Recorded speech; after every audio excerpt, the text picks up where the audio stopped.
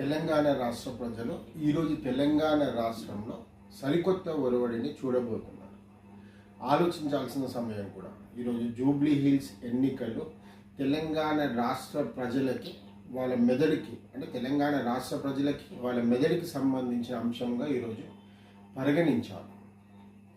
మరీ ముఖ్యంగా జూబ్లీహిల్స్ ప్రజలు అంటే జూబ్లీహిల్స్ నియోజకవర్గంలో ఉండే ప్రజలు కూడా దీనిపైన విశ్లేషించాలి, ఆలోచించాలి. ఎందుకంటే నిన్నటితో నామినేషన్ ఘట్టం ముగిసింది. దాదాపు 250 పైచీలకు నామినేషన్స్ అక్కడ జూబ్లీహిల్స్ అభ్యర్థులుగా బరిలో నిల్చుంటా ఉన్నారు.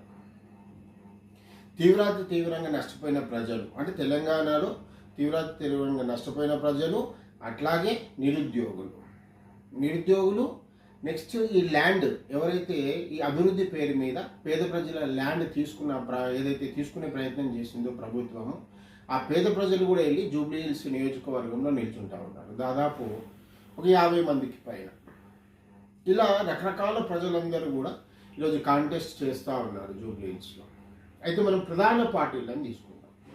ప్రధాన పార్టీలు టీఆర్ఎస్ కానీ, కాంగ్రెస్ కానీ, బీజేపీ కానీ, ఇంకా మనకి ఉండే దాంట్లో అంటే మన ఆలోచనలో ఉండే ఏదైనా ప్రధాన పార్టీ ఒకసారి మనం చూద్దాం. స్వాతంత్రం ఏ సందర్భంలో మనం స్వాతంత్రం సంపాదించాం, ఆనాటి మహానుభావులు ఎంతమంది పోరాటం చేస్తే మనకి స్వాతంత్రం వచ్చింది, దానికి ముందు ప్రజల స్థితిగతులు అంటే దానికి ముందు స్వాతంత్రానికి పూర్వం ప్రజల స్థితిగతులు ఎట్లా ఉండేటివి, స్వాతంత్రం తర్వాత ప్రజలు దినాభివృద్ధి చెందాలా అంటే దినాభివృద్ధి చెందాలా లేకపోతే అట్లాగా తగ్గుకుంటూ రావాలా అంటే మన నైతిక విలువలన్నీ కూడా తగ్గించుకుంటూ రావాలి. ఇది ప్రజలు ఆలోచన చేయాలి.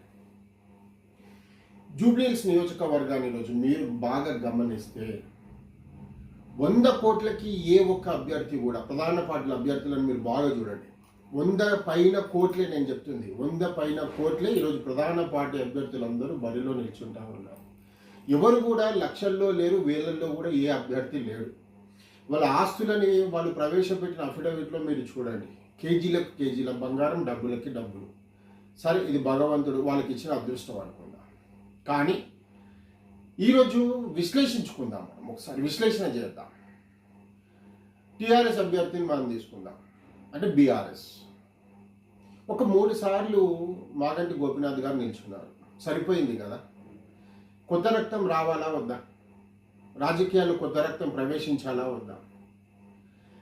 తెలంగాణ రాష్ట్రం మనము ఏ దిశ పైన మనం తెచ్చుకుందామో ఒకసారి ప్రజలు ఆలోచన చేయాలి.